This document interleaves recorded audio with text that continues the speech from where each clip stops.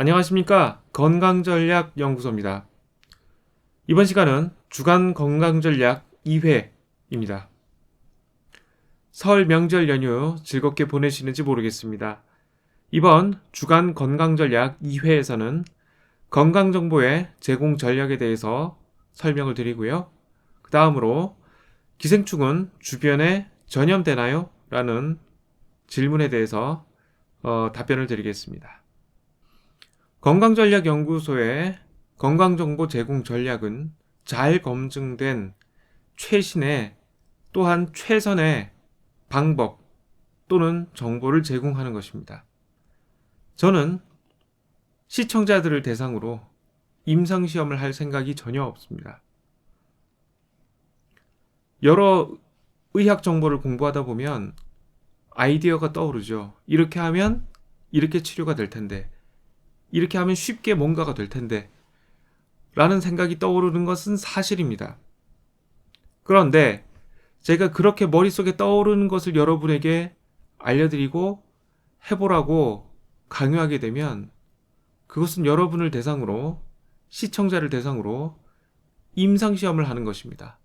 제가 생각한 치료법을 시험하는 게 되는 것이죠.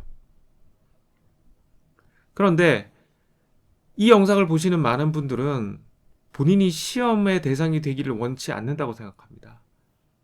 이 정보를 얻어서 본인의 건강에 도움이 되게 하는 것이 목적이지 본인이 시험 대상이 되는 것은 목적에 포함되지 않는다고 생각합니다. 그래서 건강전략연구소에서 제공하는 정보는 저 자신은 물론이고요.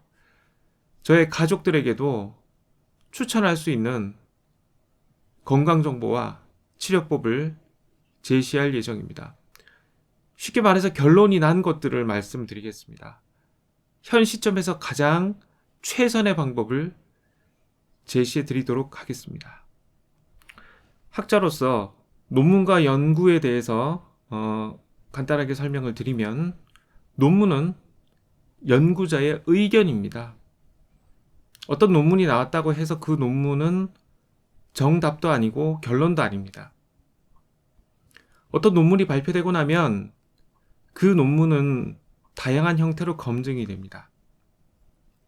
어떻게 검증이 되냐면 그 이후에 연구하는 연구자들이 이전에 나왔던 연구 논문의 내용을 따라해 보기도 하고요. 조금씩 개선해 보기도 하면서 검증을 하게 됩니다. 그리고 그 검증이 완료되고 대부분의 연구자들이 공감하는, 동의하는 그런 연구 성과들은 교과서에 올라가게 되죠. 그 연구의 결론이 교과서에 올라가게 됩니다. 따라서 그 교과서의 내용이라는 것은 다양한 연구 논문들의 결론들을 모아놓은 것입니다. 이런 이유로 인해서 교과서에 올라간 내용들은 대부분 신뢰해도 됩니다. 검증이 됐기 때문이죠. 그래서 기본적으로는 검증이 된 교과서에 있는 내용들 기본으로 해서 치료도 하고 병의 원인도 밝히는 것이 맞고요. 그걸로 안 될 때, 그걸로 해결이 되지 않을 때 더 최신의 논문을 참조해서, 더 최신의 연구를 참조해서 병의 원인 내지는 치료법에 접근하는 것이 맞다고 할 수 있겠습니다. 자, 이런 상황에서 생명과 관련된 이 병의 원인 치료법에 대한 복고풍이 불고 있는 것이 보여서 참 이채롭다고 생각을 하는데요. 이미 오래전에 나온 어떤 연구 성과가 사장되고 교과서에 올라오지 않고 아무도 치료법으로 사용하지 않는다는 것은 다 그만한 이유가 있습니다.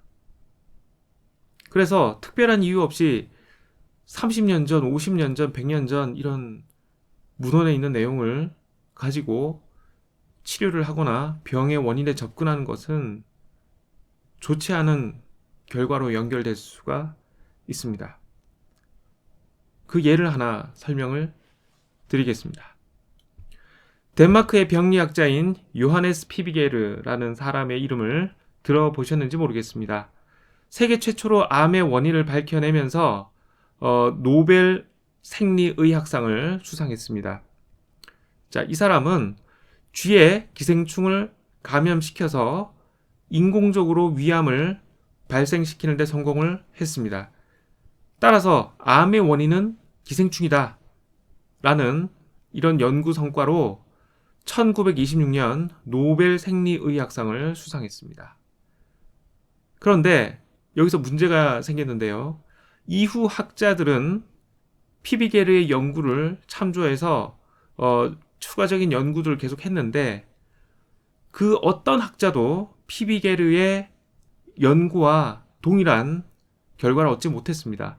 즉, 암 발생을 재현하지 못했습니다.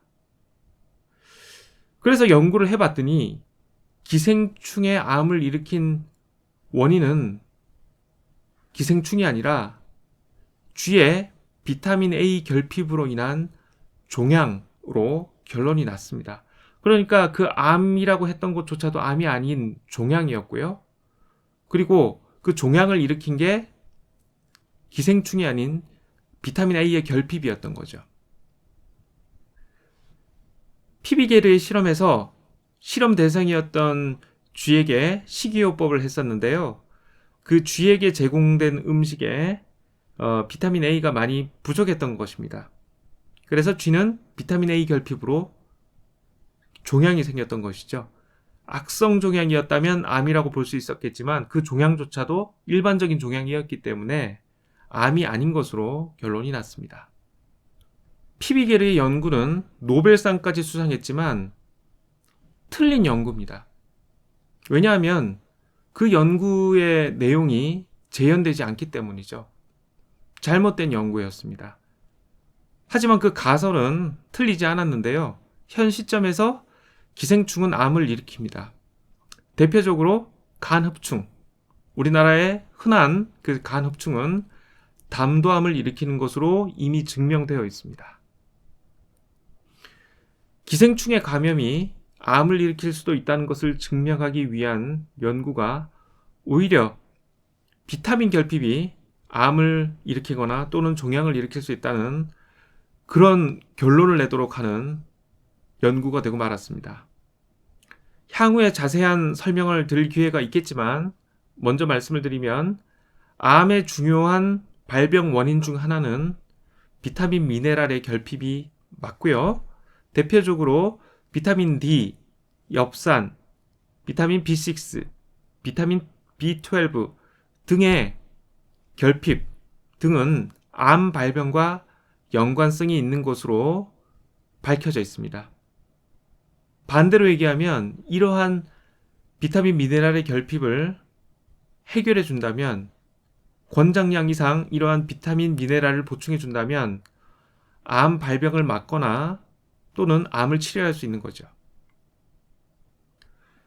내용에서 보셨듯이 우리가 만약에 노벨상을 수상한 논문이라는 이유로 거의 100여 년 전에 나온 피비게르의 논문만을 참조한다면 잘못된 결론을 얻을 수가 있습니다. 잘못된 치료법을 수행할 수도 있습니다. 좀 극단적인 예일 수도 있겠지만 어떤 병에 접근할 때 그 병의 원인과 치료법에 접근할 때 최신의 연구를 참고할 필요가 있습니다. 가능하면 최신이면서도 검증된 연구와 치료법을 참조할 필요가 있습니다.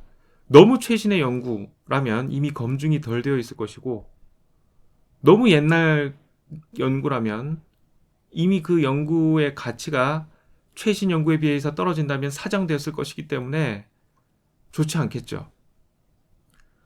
저는 이러한 이유 때문에 여러분에게 제공하는 그 어떠한 정보라도 가장 검증되고 신뢰할 수 있을 만한 정보를 제공하도록 노력하겠습니다. 제가 그 정보에 확신이 없다면 제공하지 않겠습니다. 그리고 제 추측으로 될 것이다, 어쩔 것이다, 내 생각이 될 것 같으니까 해봐라 이런 얘기는 절대 하지 않도록 하겠습니다. 앞으로도 가장 정확하고 검증된 정보를 제공할 수 있도록 노력하겠습니다. 많은 사람들이 자유롭게 해외여행을 다녀오고 있고요. 또 해외에서 살다가 들어오거나 이런 경우도 많은데 혹시 기생충은 주변에 전염되지 않나요? 그런 질문을 많이 하셨습니다. 결론적으로 말씀드리면 기생충 감염은 전염병이 아닙니다. 그래서 주변에 전염되지 않고요. 우리나라 질병관리본부에서 제공한 정보를 살펴보더라도 기생충에 감염된 사람을 격리 조치하거나 그럴 필요는 없다고 되어 있습니다. 대부분의 기생충은 기생충의 그 유충, 피낭유충을 먹음으로써 감염되게 되는데요. 그 피낭유충은 일반적으로 대변을 통해서 나오게 됩니다. 어떤 동물의 대변 내지는 사람의 대변을 통해서 나오게 되고 또는 피낭유충을 가진 동물을 먹음으로써 감염되게 됩니다. 해외여행을 다녀오시거나 해외에서 살던 분이 그러한 유충을 퍼뜨리기 위해서는 대변을 화장실이 아닌 여러 계곡이나 어떤 밭이나 이런 곳에 대변을 놓아야 됩니다. 그러니까 사람의 대변을, 즉 인분을 거름으로 사용하지 않는 우리나라에서는 그 사람이 기생충에 감염됐다고 해서 쉽게 기생충이 퍼지지는 않습니다. 물론 해외에서 돌아오신 분이 본인의 대변을 야채를 기르거나 뭐 이런 목적으로 거름으로 사용을 하고 그 야채를 불특정 다수에게 판매를 한다면 퍼질 수도 있겠죠. 그러나 그것은 매우 일반적이지 않은 이야기이고요. 예. 그래서 일반적으로 기생충 감염은 전염병이 아닌 것으로 보시면 되겠습니다. 저에게 또 다른 질문을 하신 분도 있는데요. 바이러스에 대해서 질문을 하셨습니다. 굳이 분류하자면 바이러스가 미세기생충으로 분류될 수 있긴 한데 미세기생충이라는 용어 자체는 흔하게 쓰는 용어가 아닙니다. 일반적으로 말하는 기생충이라고 하면 우리가 알고 있는 기생충들 그 자체고요. 미세기생충이라고 했을 때는 바이러스, 박테리아, 즉 세균이죠. 그 다음에 뭐 곰팡이류 이러한 것들이 있는데 이러한 것들은 전형적인 전염병입니다. 이러한 것들이 감염되는 것을 전염병이라고 합니다. 바이러스나 뭐 곰팡이류 같은 경우에 공기 중으로도 전염이 되기 때문에 심각하죠. 그래서 이런 질병은 우리가 알고 있는 일반적인 구충제로도 치료가 되지 않습니다. 뭐 일부 원생동물류나 일부 박테리아 몇 종류는 구충제로 제거가 되기도 하지만 대부분의 미세기생충은 구충제로 제거되지 않습니다. 예를 들어서 바이러스 같은 경우에 항바이러스제는 바이러스 종류별로 존재합니다. 그러니까 대상포진 바이러스용 항바이러스제, 그 다음에 신종플루용 항바이러스제, 이런 식으로 항바이러스제는 바이러스 종류마다 따로 존재합니다. 따라서 구충제 가지고 미세기생충이니까 바이러스까지 잡는다는 건 쉽지 않고요. 뭐 니타족 사나이드 같은 경우에는 간염 바이러스의 효과가 있다는 얘기는 이제 검증되어 있지만 대부분의 구충제는 미세기생충에 효과가 없습니다. 니타족 사나이드의 경우에는 대체로 바이러스나 박테리아 쪽에 효과가 있는 편이고요. 해외에 가면 그 해외 풍토병에 걸릴 수 있습니다. 당연하죠. 메르스 같은 바이러스에 의한 그 질병 같은 경우에는 2015년에 잠시 유행했었는데요. 비교적 치사율이 높아서 사망 환자도 많았었죠. 그래서 중동의 풍토병인 메르스에 감염된 사람이 우리나라에서 일부 환자들을 감염시키긴 했지만 다행히 우리나라의 풍토병으로 정착되진 않았습니다. 최근에 메르스에 감염되신 분을 듣지는 못했잖아요. 예, 그런 경우는 없고 다행인데 어쨌든 그러한 전염병과 기생충 감염은 완전히 다릅니다.